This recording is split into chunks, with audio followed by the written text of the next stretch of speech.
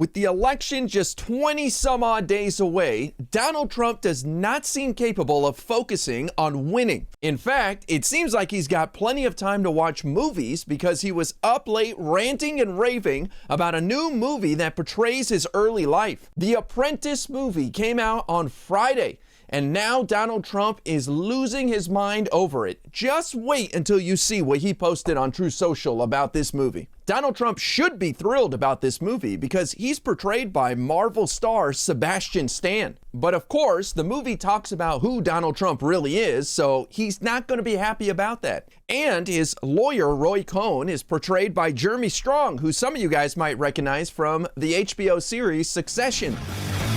What if you lost your fortune today? Well, then maybe I'll run for president. I don't know. Back in May, Donald Trump tried to stop the release of the movie by sending a cease and desist letter to the producers. According to this article, Trump's team is seeking to block release of The Apprentice and tells the filmmakers to cease and desist from all marketing, distribution, and publication of the movie. And the letter that Trump's office sent said the following: "The movie presents itself as a factual biography of Mr. Trump, yet nothing could be further from the truth. It is a concoction of lies that repeatedly defames President Trump and constitutes direct foreign interference in America's elections. If you do not immediately cease and desist all distribution and marketing of this libelous farce, we will be forced to pursue all appropriate legal remedies." Now, I have no idea why Donald Trump thinks this is foreign interference in our election, except for the fact that the director, Ali Abbasi, is a Danish-Iranian filmmaker. And Trump campaign spokesperson Stephen Chung said the following: "We will be filing a lawsuit to address the blatantly false assertions from these pretend filmmakers. This garbage is pure fiction which sensationalizes lies that have been long debunked. As with the illegal Biden trials, this is election interference by Hollywood elites who know that President Trump will retake the White House and beat their candidate of choice because nothing they have done has worked." The director of the movie went on CNN recently and responded to Trump's claims. Check this out. And I know I heard you talking about how you called this fact-based, journalistic, rigorous work going into this movie of what this looks like. There's a disclaimer in it that tells viewers some of the events have been fictionalized for dramatic purposes. But this comes as, the Trump attorneys did send a cease and desist after the initial premiere, and a statement.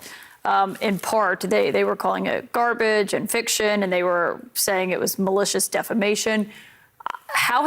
One, can you respond to that? And two, how has that been a factor in making this film? I think that's a sign that they have not watched the movie.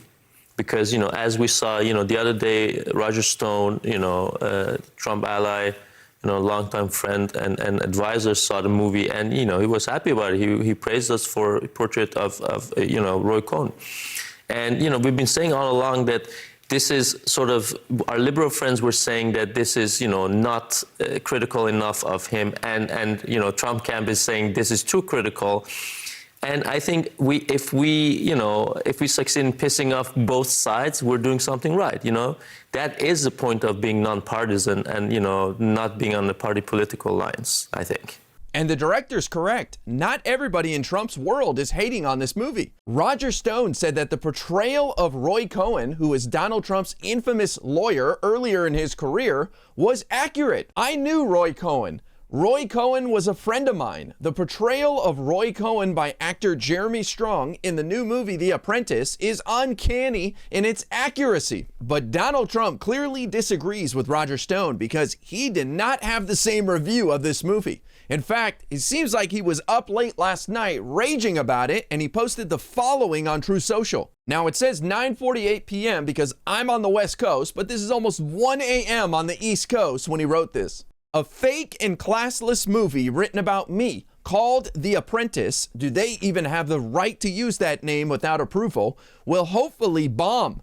It's a cheap, defamatory, and politically disgusting hatchet job put out right before the 2024 presidential election to try and hurt the greatest political movement in the history of our country, Make America Great Again.